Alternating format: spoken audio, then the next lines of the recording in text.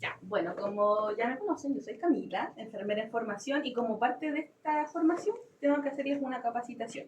El día de hoy vamos a ver la prevención asociada a la atención de salud en hemodiálisis y RCP. Ya, pues tú ahí. Ay, perdón.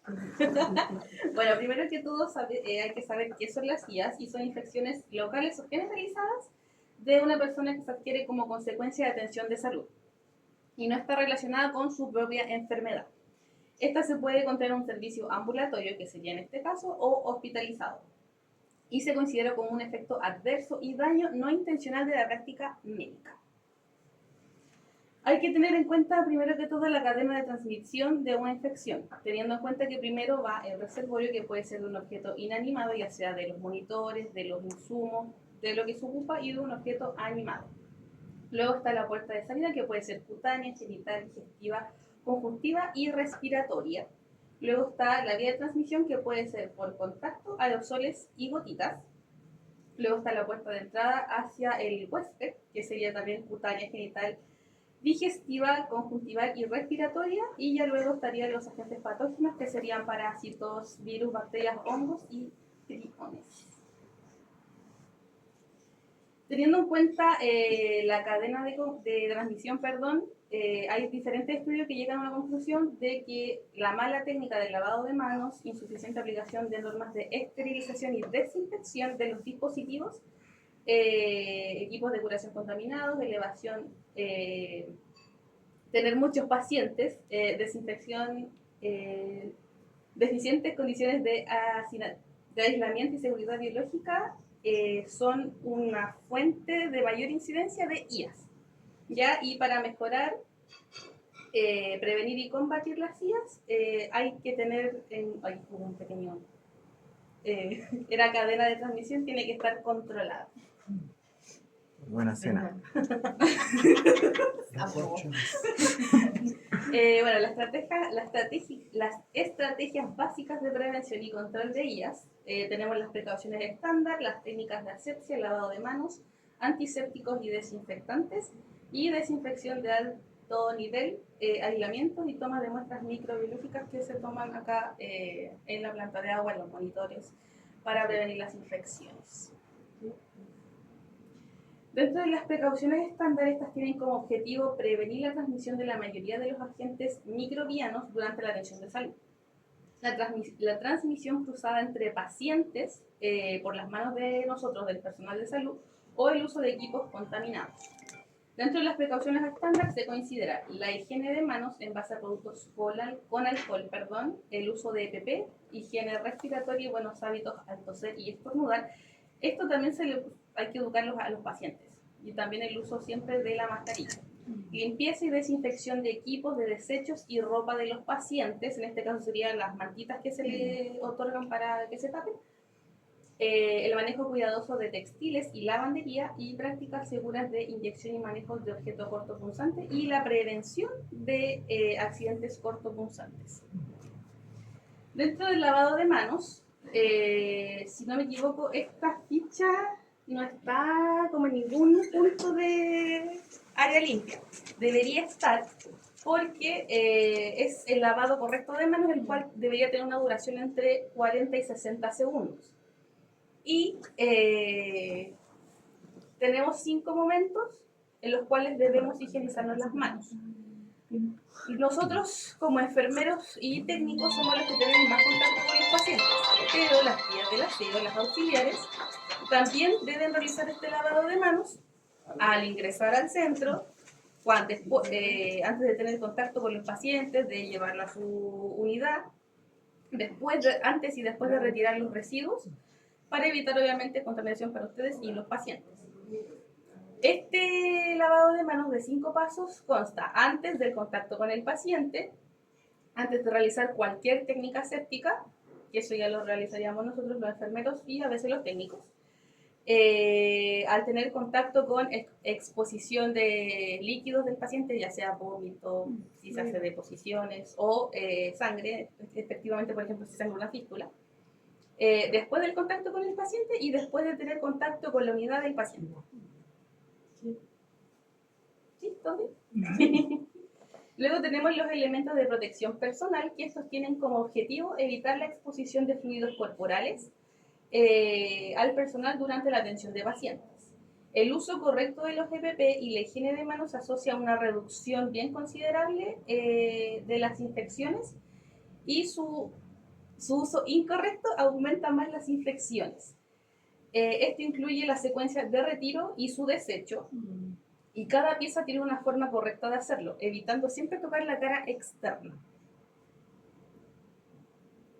Dentro de los equipos de protección personal que ocupamos en el centro están los guantes estériles, las mascarillas, pecheras impermeables, protectores faciales y cubre calzado. Y la cofia que se me faltó ahí colocar. Hay que tener siempre en cuenta que el uso de guantes nunca va a reemplazar el lavado de manos, jamás, ni siquiera la higienización con alcohol gel, perdón.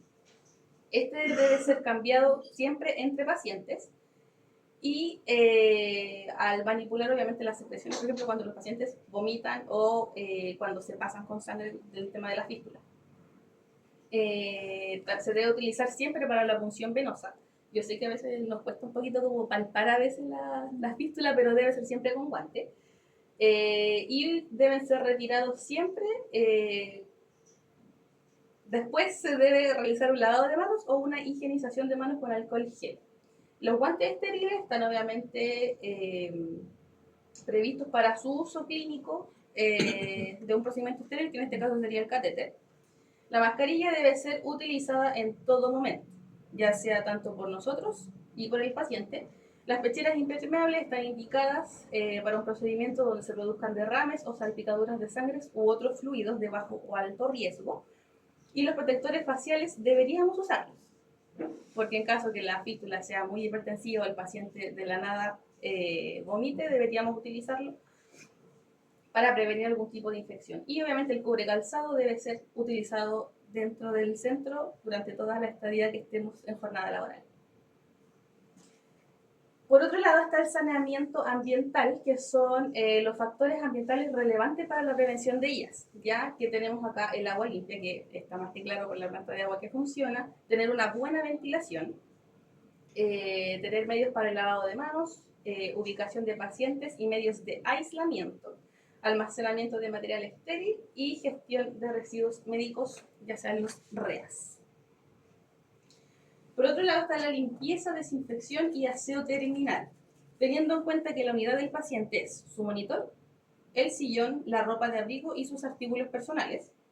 La limpieza es una eliminación mecánica por arrastre de agentes infecciosos y sustancias de la superficie en las cuales los microorganismos pueden encontrar condiciones favorables para sobrevivir y multiplicarse. Y la desinfección es la aplicación directa de un producto químico para la eliminación de agentes infecciosos que se encuentran en objetos inanimados. Por ejemplo, acá cuando limpiamos el monitor al tiro con clorina, ¿cierto? La desinfección concurrente es una medida rutinaria y esta se aplica las veces que sea necesario para controlar la disminución de microorganismos durante la presencia de pacientes en el centro de diálisis. En este caso sería la desinfección inmediata de todo lo que tuvo contacto con el paciente: el monitor, el manguito, el sillón. Y en caso de que salga en silla de ruedas, también tirarle isófago. Luego está la desinfección terminal, que esta se realiza al final de la jornada cuando ya todos los pacientes salen de la unidad. Luego están las técnicas asépticas, que son un conjunto de normas, procedimientos que debe realizar el personal de salud destinado para prevenir y controlar los microorganismos durante la atención de pacientes, la manipulación, traslado, almacenamiento de materiales y equipos, y su cumplimiento es netamente del equipo de salud, o sea, todos nosotros. El objetivo de las técnicas es impedir la llegada de microorganismos durante la atención de los pacientes. Estas incluyen lavado de manos, uso de EPP, delimitación de áreas limpia y sucia, antisépticos y desinfectantes y el uso correcto de material estéril. Dentro de los antisépticos y desinfectantes que podemos encontrar acá, los desinfectantes son aptos para superficies y objetos, y acá se ocuparía el cloro. Y los antisépticos son aptos para tejidos vivos indemnes. Estos se clasifican según su acción, que son bactericidas y bacteriostáticos. El bactericida elimina microorganismos y el bacteriostático inhibe su desarrollo de los microorganismos. Y los que se ocupan acá sería el alcohol al 70%, que tiene una acción inmediata y tiene un efecto residual 0. Y la clorhexidina al 2%, que tiene una acción a los 3 minutos y tiene un efecto residual de 6 horitas. El manejo de áreas. Área sucia, área limpia, lo cual está siempre delimitado por los cartelitos ahí ya vistos que están presentes en la sala. La área sucia, superficie contaminada con presencia de microorganismos patógenos que no ha sido sometido a un proceso de antisepsia. En este caso sería todo el material usado con el paciente y los contenedores de residuos. Y el área limpia es un lugar o superficie que ha sido sometido a un proceso de asepsia y desinfección, donde preparamos los medicamentos, todo lo que sea procedimiento al momento de hacer las cajitas, almacenamiento de material estéril y o limpio. Y por otro lado tenemos los tipos de aislamiento. Esto hay que tenerlo súper claro, porque acá igual llegan pacientes con aislamiento, no siempre, pero igual. Y claro, hospitalizado. Y sobre todo ahora que viene la época de infecciones respiratorias, hay que tenerlo bastante en cuenta. Para la precaución por gotita, siempre obviamente el lavado de manos, el uso de guantes, el uso de mascarilla quirúrgica, que es la que tiene la INE. Y obviamente siempre tener las visitas restringidas, ya que obviamente no llegan visitas. Precauciones respiratorias, lavado de manos, uso de mascarilla KN95, puertas cerradas, que serían las principales, y las visitas restringidas, perdón. Y para precauciones de contacto, higiene de manos, uso de guantes, uso de batas desechables y uso de material exclusivo del paciente. Por ejemplo, acá en vez de llevar la mesita, tener una bandejita exclusiva del paciente. Y obviamente las visitas restringidas. ¿Cómo podemos prevenir las infecciones de los accesos vasculares? Como siempre, el lavado de manos antes y después de tocar este acceso vascular. La limpieza de alrededor del acceso con clorhexidina al 2% en caso que sea catéter y alcohol PAP en caso que sea PAP. La clorhexidina en el set tiene 3. Es importante ocupar los 3 y siempre de una pasadita se bota. Y el alcohol lo mismo, siempre de lo más limpio a lo más sucio, sería del centro de punción hacia afuera y se bota. El uso de mascarilla en todo momento. El momento de manipular, conectar, invertir la conexión de los pacientes y el momento de desconectar. El paciente debe usar siempre mascarilla y cofia en caso de catéter. Evitar la exposición prolongada del acceso, en este caso sería el catéter. No conectar, a su paciente lo dejo abierto, no. Cubrir el catéter siempre con gasas, parche fixo-mul o tegaderm en caso que el paciente lo requiera. Y evitar golpear y cortar el acceso vascular. En este caso sería fístula para que los pacientes no se produzca algún tipo de infección. Y decirle a los pacientes que eviten mojar y mantener los parches limpios, secos y bien adheridos a la piel. Y nosotros en este centro utilizamos este seguimiento de acceso vascular de fístula y catéter. Su uso correcto es no guiarse por el registro anterior, porque los pacientes todos los días llegan con el parche diferente, quizás las ramas refluidas, entonces siempre hay que fijarse en eso y este se debe realizar todos los días. Y, según mi perspectiva, ¿qué podríamos hacer para mejorar?